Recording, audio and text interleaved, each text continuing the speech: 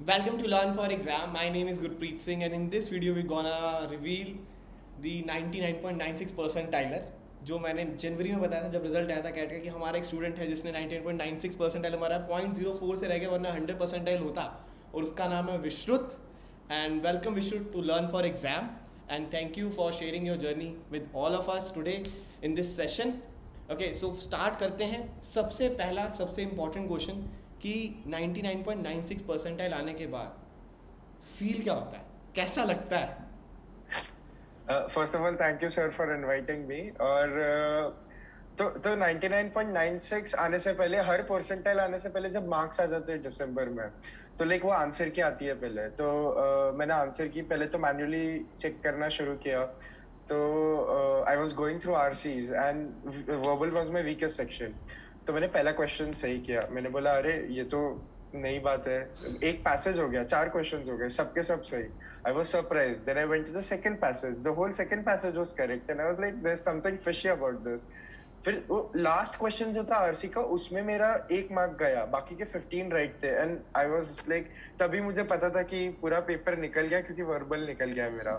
तो जब मेरे मार्क्स आए थे जो रॉ स्कोर था तो मैंने वो उसको परसेंटाइल प्रेडिक्टर्स वगैरह पर डाला तो परसेंटाइल प्रेडिक्टेड थी बट जब मार्क्स देखे थे तब 2 सेकंड के लिए तो विश्वास नहीं हो रहा था कि आंसर की बराबर है दैट्स नाइस तो 128 के आसपास थे if I am not wrong right your raw नहीं 99.96 के लिए मेरा scale score raw score around 139 था 139 और रॉ स्कोर वैसे क्या है स्कोर स्केल स्कोर क्या है वो मुझे याद नहीं है बट वो थोड़ा कम हुआ था वो याद है मुझे अच्छा दूसरा क्वेश्चन आता है कि 10th 12th एंड ग्रेजुएशन में कितने थे और हाँ सभी को बता दूं ही कन्वर्टेड आई एम बैंगलोर वो ज्वाइन करा आई एम बैंगलोर ठीक है तो अब आई एम बैंगलोर जाने के लिए जो बच्चे पूछते हैं कि 10 12 ग्रेजुएशन में इतने हैं मैं जा सकता हूँ नहीं जा सकता हूँ तो आपके कितने हैं 10 12 ग्रेजुएशन में 10th में 91 थे 12th में 89 थे और ग्रेजुएशन में 87 कह रहा हूँ मतलब 8.72 और जेमो हाँ देख लो general engineer male that means that is जेम ठीक है अब इसके बाद ये बताओ कि वर्क कितना है आपके पास सो आई थिंक बैंगलोर का वही था कि वर्क और कैट परसेंटाइल पे वेटेज होती है तो मेरी वर्क भी 29 मंथ्स की थी तो पहले एक एमएनसी में 13 मंथ्स है और फिर एक एमएसएमई में 16 मंथ्स था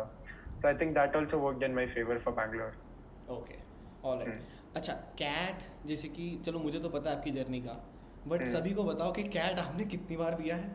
और कौन से ईयर से दे रहे हो और कितनी कितनी परसेंटाइल आई है ईच ईयर तो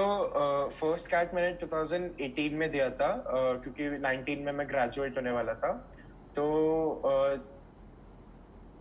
सॉरी क्वेश्चन बोलोगे आप फिर से मैं कौन से ईयर में कौन सी बारी कितनी बारी आपकी कैट की परसेंटाइल आई है कितनी बारी जर्नी इतनी बड़ी है कि मैं सोचते सोचते पीछे चला गया मैं हेल्प करता हूँ 2018 में पहली बारी दिया था तब कितनी आई थी तब 97 आई थी उसके 2019 बाद में 2019 में दिया कितनी आई तभी 95 थी 2020 में दिया तब कितनी आई तब 93 आई थी और 21 में तो पता ही है आपको तो ये क्या था ये स्टॉक मार्केट चल रही है एकदम डिप लगेगा फिर एकदम से सट ऊपर I think the biggest factor for me was having stress मतलब जब पहली बारी दिया था तब मैं दिन में सिर्फ 1 घंटा करता था कैट रात को बस बट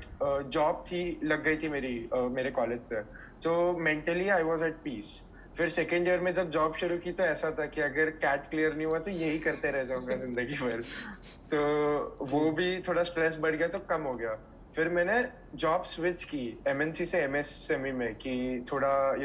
थोड़ा कम काम रहेगा तो मैं ज्यादा फोकस कर पाऊंगा और तब स्टेक्स और बढ़ गए तो 93 आ गया और फिर तो पैंडेमिक में चलो चले गई जॉब और फिर अपना आराम से पढ़ाई करके दे दिया okay cool now next question is कि आपकी हर बारी कंसिस्टेंसी ये रही है कि 90 के अबव हुआ every time alright every time you are scoring above 90 percentile जो कि बहुत सारे स्टूडेंट्स के लिए ड्रीम ही हो जाता है कि 90 पे आ जाए तो बहुत बड़ी बात है व्हाट इज दैट थिंग कि हर बार आप 90 के अबव क्यों रह रहे हैं I think as long as basic aptitude भी रहता है बट एक फाउंडेशन होता है मतलब अगर आप सारे टॉपिक्स भी टच कर रहे हो एंड आपका फाउंडेशन क्लियर है तो I think getting above 90 would not be as difficult as कि थोड़ा फिर छोटी छोटी चीजें देखनी होती है जितनी छोटी चीजें आप देखते रहोगे उतने मार्क्स बढ़ते जाएंगे बस एंड मार्क्स का सबसे बड़ा रोल रहता है तो मैंने हर साल जब भी दिया है, मैंने एक भी अटेम्प्ट ऐसा नहीं था जब मैंने मॉक्स ना दिए हो। और मॉक्स आप किस मंथ से देते हो ये बता दो सबको, क्योंकि बहुत सारे बच्चे सोचते हैं कि सितंबर में देंगे तो चल जाएगा। वो डिपेंड करता है सबके एप्टीट्यूड पे, but I would suggest that अगर तुम एकदम खुद को अच्छा भी समझते हो तो भी टू बी श्योर जुलाई से तो स्टार्ट करो if you think you are very good at it. But अगर तुम्हें थोड़ा सा भी डाउट है तो अप्रैल के आसपास से तुम्हें शुरू कर देना चाहिए। और देर आर मैनी स्टूडेंट जो सितंबर में करते हैं या अक्टूबर में शुरू करते हैं। मैं उनको यही कहता हूँ कि आप जून जुलाई से कर दो, क्योंकि मेजरली जो 99% होते हैं, 90% वो जून जुलाई से शुरू कर चुके होते हैं मॉक्स देना। I mean, solving questions in a different setting, in a mock setting versus a casual setting is completely different. वो pressure नहीं बन पाता, और CAT के दिन तो वो pressure और होता है, तो you need to get used to it. अच्छा, एक टिप उनके लिए जो 97% या इतनी परसेंटाइल ला भी ले भी आते हैं, स्टिल वो फिर सोचता है कि कोई भी कॉलेज मिल जाए बस मैं ले लूँ, मैं ड्रॉप नहीं, मैं या दोबारा नहीं, है सब। तुम्हारे में हिम्मत कैसी है ये 4 बार लगातार देने की?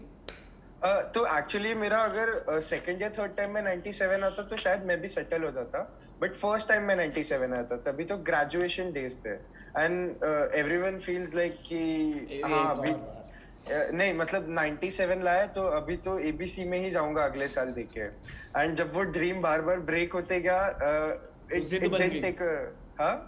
गई तब वो जिद बन गई थी, बट वो बार बार टूटते भी गया ना हर साल, तो फाइनली इस बार हो गया करके ठीक है, but it takes a very lots of mental health पे वो टोल लेता है थोड़ा सा। ओके,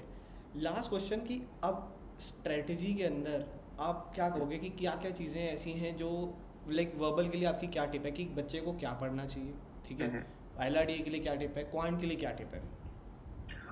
तो बिफोर दैट मैं थोड़ा जनरल में बोलूंगा कि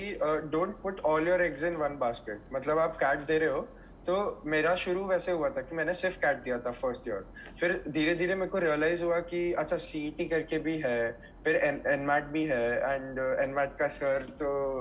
तो एनमैट भी है, सीईटी है, एंड ये सब क्या होता है, ये सबके स्ट्रैटेजीज डिफरेंट होते हैं, so your brain is like getting accustomed to different things. For example मैंने सीईटी दिया था मेरे लास्ट अटेम्प्ट के पहले, और सीईटी में टाइम बाउंड इतना रहता है ना कि क्वेश्चन सिलेक्शन बहुत पैरामाउंट होता है, तो वही नॉलेज जब सीईटी का था क्वेश्चन सिलेक्शन का, वो जब मैंने अभी कैट में लगाया तो इट वर्कड वंडर्स। तो सारे एग्जाम देने चाहिए मेरे हिसाब से तो, बट अगर आप सेक्शन वाइज स्पेसिफिकली पूछ रहे हो तो वर्बल के लिए एऑन पैसेजेस या फिर newspaper, but you have to read 1 hour और half an hour every day. Apart from that DILR एक चीज यहाँ पे पूछना चाहूंगा आरसी में कि व्हाट डू यू थिंक कि रीडिंग इज इम्पोर्टेंट और डूइंग पैसेजेस इज इम्पोर्टेंट, और both are equally important? No मतलब अभी मोस्टली सब पेजेस पे ये मिलेगा आपको जो भी मैं बोलूंगा, मैं कुछ नया बोलने ही नहीं वाला हूँ, बट एलिमिनेशन करो ऑप्शंस का, understand the main crux of the passage, फिर see how the like understand the mindset of the question setter कि कहाँ पे फंसाना चाहता है। मैं दोबारा पूछता हूँ दूसरे वे से कि जैसे स्टूडेंट है वो कहता है कि सर मैं आरसी पढ़ रहा हूँ ना, या फिर मैं कुछ भी कर रहा हूँ, वो मन ही नहीं लगता, वो इंटरेस्ट ही नहीं जागता, तो मैं तब पूछ रहा हूँ कि इसके लिए मेरे हिसाब से ये लगता है कि पहले आप रीडिंग करना शुरू करो, कम से कम रीडिंग हैबिट तो बने। Start with the topics you like, या वो चीज इंपॉर्टेंट है ना, मतलब पहले या फिर सीधा आरसी करना शुरू कर दो। नहीं, definitely if you are not used to and accustomed to reading, start with the topics you like, and धीरे धीरे जब आपको लगता है कि हाँ अभी मैं बड़े पैसेजेस पढ़ सकता हूँ जो मेरा टॉपिक है उसमें, then venture out into other topics, तो थोड़ा बनेगा मतलब। क्योंकि यहाँ पे क्या होता है, बच्चे एडवाइस ले लेंगे, ए ऑन आरसी उठाएंगे, एक दिन नहीं लगेगा उनका इंटरेस्ट चला जाएगा और कहेंगे अरे यार ये तो हो ही नहीं सकता, मैं तो 99%। ये मैं इसलिए कंफर्म कर रहा था। ओके, एलआरडीए के लिए क्या टिप है? तो एलआरडीआई के लिए आपने एक वीडियो बनाई थी कि कंटेंट तो बहुत है अगर पढ़ना है तो एलआरडीआई के लिए वही किया था मैंने यूट्यूब पे गया था और बहुत सारे फ्री कंटेंट है, अच्छे पजल्स है, तो वो सिर्फ मैं 2 या 3 पजल्स सॉल्व करता था मैं, दैट्स इट। इसके अलावा जब मैंने फर्स्ट टाइम ली थी तब टाइम की कोचिंग ली थी, तो उसका थोड़ा मटेरियल था, बट वही था कि 2 बार कर चुका था मैं, तो अभी सेंस नहीं बनाता था। तो वही है, जितने पजल्स आपको ऑनलाइन मिल रहे हैं अच्छे कैट लेवल के, बट वो सॉल्व करो। Okay, and for what about the quant? तो क्वांट्स के लिए I would say if it is your first attempt, please focus on the foundation, shortcuts वॉर्टकट्स मत सोचो उतना, फाउंडेशन पे जाओ, हो जाएगा. कितने But क्वेश्चन if it आपने इस तीनों बार चारों बारी में कितने क्वेश्चन शॉर्टकट से करे कैट में? तो वही मैं बोल रहा हूँ क्योंकि सीईटी मैंने दिया था ना, तो CET was my last option in 2020 I guess. तो मैंने सीईटी के 80 मार्क्स दिए थे तभी, तो बहुत ज्यादा थे वो. तो उसमें रेशियो प्रोपोर्शन वेरिएशन जैसे टॉपिक्स होते हैं ना, तो उसके वजह से थोड़ा मेंटल वो भी हो जाता है कि हाँ, तो शॉर्टकट्स का उतना जरूरत नहीं पड़ता है, but you get a feel of things. Shortcuts I would suggest कि अनलेस यू आर मैं वही वेरी कह रहा गुड हूँ, एट. स्पीड बेस्ड हाँ एग्जाम देना हो तो शॉर्टकट्स हाँ काम आएंगे, वो भी सीटी जैसे हाँ एग्जाम में या फिर हाँ बैंक पीओ में. कैट हाँ. में इसमें है ही नहीं, लॉज लगेगा ही नहीं. नहीं, ज्यादा से ज्यादा 1-2 मिनट बचा सकते हो आप शॉर्टकट से पूरे टाइम में, but there will be questions where you will have to think and do the normal method. And कभी कभी ऐसे भी होता है कि मैं शॉर्टकट लगाने जाता हूँ तो ज्यादा टाइम लग जाता है क्योंकि मैं कंफ्यूज हो जाता हूँ. तो it is better to play safe if it is your final exam ऐसा. Cool. All right.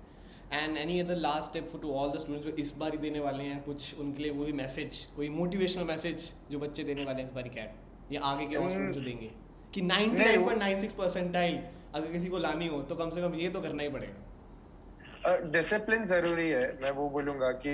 No matter how smart you are और how weak you are, discipline is necessary. चाहे दिन का 1 घंटा पढ़ो, 2 घंटा पढ़ो, बट उस टाइम पे वही करना है. मतलब फोन रख दो, ये करो.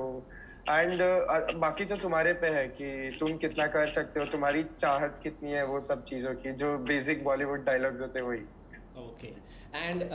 just one thing to all of you कि विश्रुत is joining the Learn for Exam as a mentor. तो यहाँ पे आपके आगे जाने वाले GDP है, जब आप इस बार ही कैट दोगे तो अगली बार जब इंटरव्यू की तैयारी करोगे तो आपको विश्रुत मिलेगा जो कि एज अ इंटरव्यूअर होगा, आपके इंटरव्यू लेगा और बहुत सारे मेंटरशिप सेशंस और भी लेगा on the platform. So thank you very much विश्रुत and thank you everyone. Hit the like this video, share this video with all your friends जो भी तैयारी कर रहे हैं, ताकि उनको पता चले आरसी के लिए क्या करना होता है, LRD के लिए क्या करना है और क्वांट के लिए क्या करना है. So thank you very much. Have a lovely, awesome day ahead.